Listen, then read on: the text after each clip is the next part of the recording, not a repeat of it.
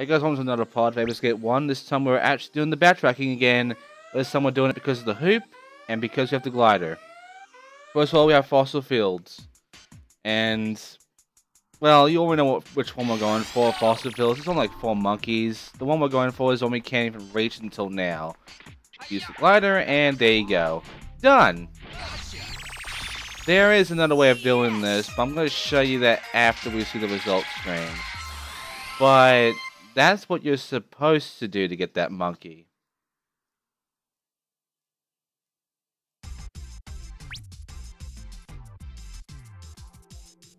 You did it! Thanks. Now here's the unintended way that you're not supposed to do, but it works anyway. If you can do this specific jump correctly, I'll show a link of how you're supposed to do it from a speedrunner of the games. You can reach that, no problem. Not as easy as you think though. And it's also not as useful in speedruns. Anyway, Molten Lava is next. We only have one monkey in this one. And luckily we can reach him by using this glider here to get ourselves over to this top spot we can't reach normally. And yeah, that's a nice little graphic there. Anyway, over here you'll notice there's a nice little waterfall here coming out of nowhere. And you'll notice that in the corner here, you might not be able to see him very well, is a monkey. Just lying down. And there you go. Yes! And that is another level done. That's the entire first set done now. Let's see our results, shall we?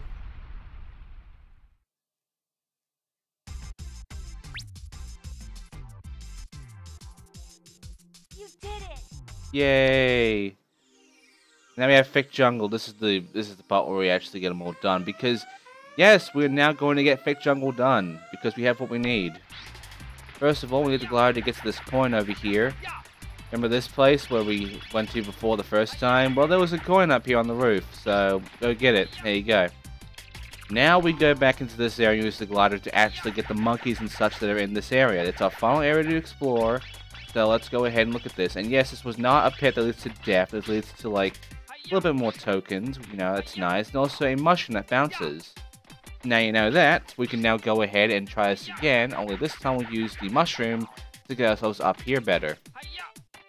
And yeah, that's about it really. This tells us that the stage is once every monkey is caught, and if we do that, we'll be able to do time attack. So yeah, clear as fast as we can, that's nice. And yeah, that is really all we need to get past this shit and get to here, in which we'll find an altar of Specter. The monkey was just standing on him. And the monkey went through the grass. Kind of hard to see through the grass. And also, we have pig balls. Pig balls. They bounce around and they're just big faces on balls. Bouncy fucking balls. Also, I'm not gonna bother with that tree bastard. I can avoid it by doing that. And yeah, there's nothing else around here. I haven't been able to really see that much, to be honest. But we are missing a coin and a monkey. I'm pretty sure we didn't miss anything on the other areas. So I have no idea where the fucking... Like, seriously, what do we do now? Maybe you can explore around here. Maybe there was something around this little area that we didn't see. Like, there's a monkey just being on the vines and such. Well, there's no area over to this side. And I can't destroy the altar. Can't even touch it, really.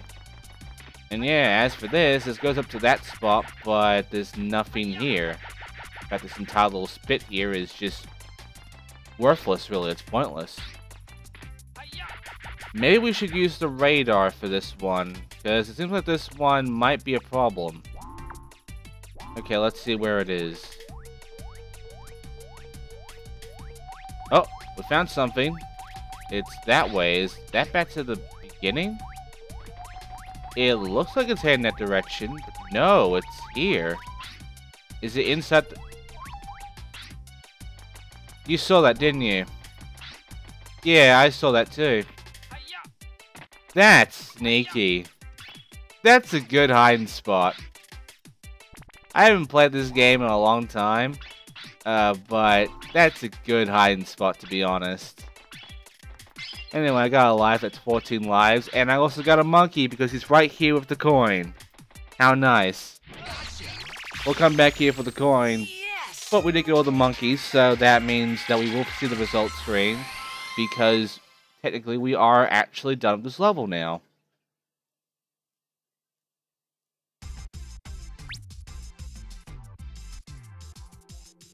You did it. Thank you. Anyway, here's the coin and a few more tokens. Right by this fireplace with a whole bunch of paper fish, which is the best kind of fish. And we're actually done with the first set of levels. Now we go to the Dark Ruins, in which we're going to see if we can even get up the slope and get the last two monkeys and the token. Well, there's your answer. No, you fucking can't. Because unlike every other Ape Escape game, Ape Escape 1 does not let you just go up slopes with the hoop. You'd think you might be able to, but no. That wasn't programmed into this game. Ain't that great? And also, there's a monkey just on this vine right here. I could have gotten him the slingshot back in the part where I was doing the backtracking the first time. But we can't complete the level anyway because the way to the monkey is up there and I can't get up there because the hoop doesn't do what I was hoping it to do. In fact, we can only get to the monkey by breaking this thing, which requires the boxing glove, which means we have to beat the fucking Specter boss first.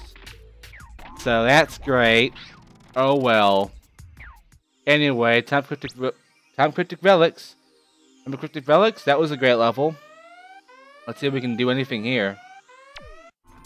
Well, this one we can't reach up here, but we can get to this monkey.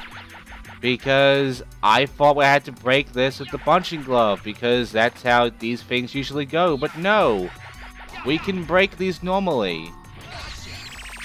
I didn't know that. I don't think you would know it if you were playing Ape Escape 2 or 3 before this one. You would be kind of fucking confused. But yeah, even though we were able to do all that shit and get that monkey, there is the RC car monkey over here, so we can't complete this level either. So there you go. Sucks, I know. Anyway, time for Crabby Beach. Because we can actually complete this level, because all we need is the glider. So let's go ahead and do this. So, for the most of it, you need the glider to get this monkey right over here. But if you did what I did before, then you're going to need this slide to get over to this spot over here to get the last monkey who is going to ride this UFO no matter what you do. And yeah, this area over here that we can't seem to get into normally. How do we get in here? Well, I jump cut over to here because I got here after getting the monkey, and it's actually inside this cave.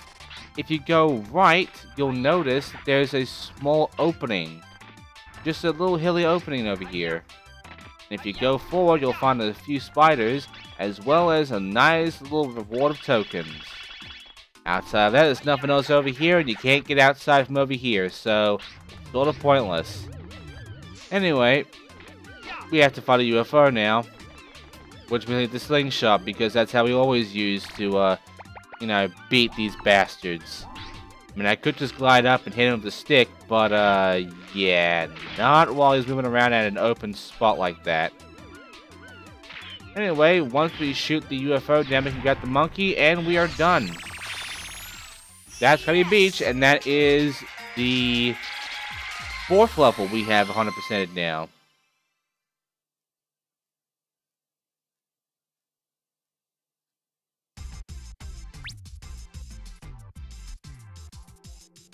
You did it. Thanks. And now it's time for Dexter's Island, which is the final level we're backtracking to, because Dexter's Island is another one of those levels where I fucked up. Because I got confused, I thought I had to break it with the fucking boxing glove, but no, this wall can't be broken with a normal stun glove or whatever. I didn't know that. I don't think anyone would. It didn't look like something you could break. Also, I got a monkey. And also there's a button. You press the button, this happens. Yes, the turtle is free. What's the part of the turtle? Well, you use the turtle to ride to the boat. Yes. I literally fucking wasted my time swimming up to this fucking thing when I could have just freight this token and done it the faster and easier way. I know, I'm good at video games. Anyway, there's nothing else to this area because, again, the RC car is needed for the last monkey of this level, so we can't complete this level. So that's... for levels we can't complete until we get the RC car. The boxing glove. Anyway, that is actually it for the backtracking. So, the time trials I will actually do in another part. In fact, I'll actually go ahead and do a time trial, maybe even 2 time trials, basically after a level. So we got at least that going for us. But right now, we actually have ourselves a near 50% completion, and we have ourselves another mini game. Because we have beaten the Ski Kids Racing now, so that's 1 mini game completed. But there is a second one, and that second one is a boxing mini game. And yes, it uses the sticks to move our hands. This is gonna be about as awkward as playing a Wii boxing game.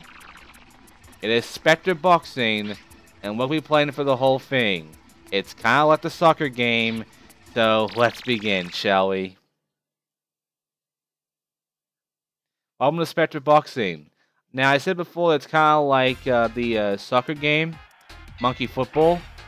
That's because it's the tournament sort of fucking mini game, in which you're actually supposed to go through a whole row of monkeys and such, and then you just complete it. So, yes, there is no way of saving it, by the way. If you quit the whole thing. You have to do the whole thing all over again. So that's great. So yes, we'll have to go through the whole thing in one go for me. And yes, it's about as fun as you'd think it is. And there is some nice advice here, aka hints, letting you know about how to punch. And you use down to guard. But you can put it in a rhythm where you can sway and you can do punches like that. But if you time it correctly, you can make a lot of big punches. Don't spam though, even though you're gonna be anyway, because the way this game works is awkward, and you'll see it in training, which we'll do first because it's a nice little thing. So it's also got Pugs, Box, Ollie, Slick, Noah, and that's it. We'll be playing as Pugs the entire time. You have to do 50 hits and 100 kg. So yeah, I got a record there. I'll be trying my best to get used to this, but it's not as easy as you'd think it is. The entire way this works is awkward, and I just sort of say fuck it and spam. And the spam helps a lot more than timing it, to be honest, because if you know how to block, you can block most of the attacks, then you just go crazy, and that's about it, really. Anyway, the whole point of this is not really to get a lot of hits, but to see if I can punch as hard as I can. Because if you do it right, you can get a really good punch out. But yeah, for the most part, we'll be doing championship of this minigame. We'll be doing anything else now in the versus, because I need a second player for that, and really it's the same fucking minigame no matter what, so who gives a shit.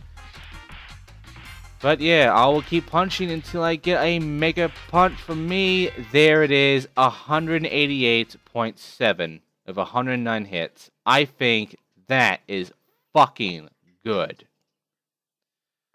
So let's go ahead, quit that, and get straight to the championship. Let's be Pugs. And yeah, we have to beat Marv, Naz, King, Suga, and Kong. Beginning of Marv, who has 1 win. So, this is kind of a difficult game, and also kind of a long game. Because the way this works is awkward.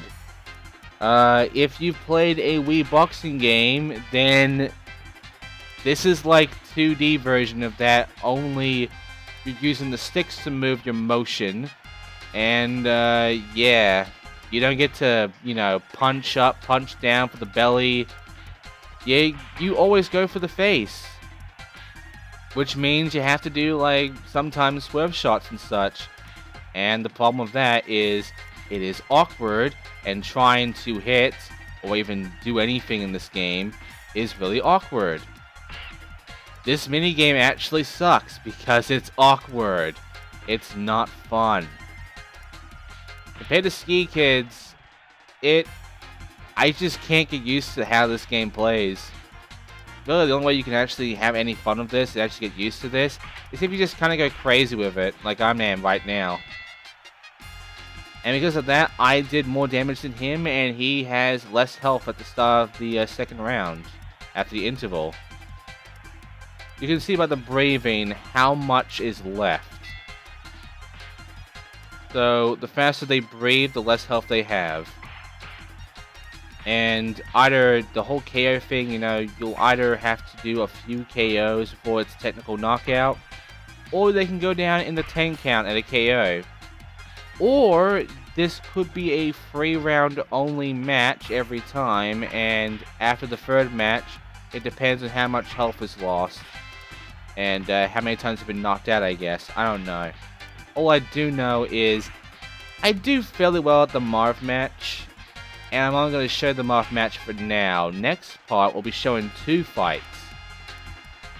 Maybe even 3, who knows. But for the most part, I'm only going to show the 1 fight because the video's going on long enough. And yeah, I just want to show you how awkward this game is. You can sort of see it right now. And no, if the yellow bar goes all the way down, it does not mean a knockout. It has to be the orange bar. And yeah, you can see that, you know, the light and the breathing, you can see where the health is for them and how far they're going. They recover a lot of health, though, both you and him. And there you go. Oh, I guess the yellow is the knockout. Well, there you go. Shut up now. But yeah, you can heal up real quickly when you're knocked out, but you have to get back up or else it's over. And that's it. Pugs wins the first round. Next, he'll be up against Naz, who has 3 wins and 1 loss. And he'll be up against King. 3 wins, 2 losses, and 3 knockouts. So yeah, that'll be fun. I'll see you guys next time for the next level and 2 fights against Naz and King. See you then.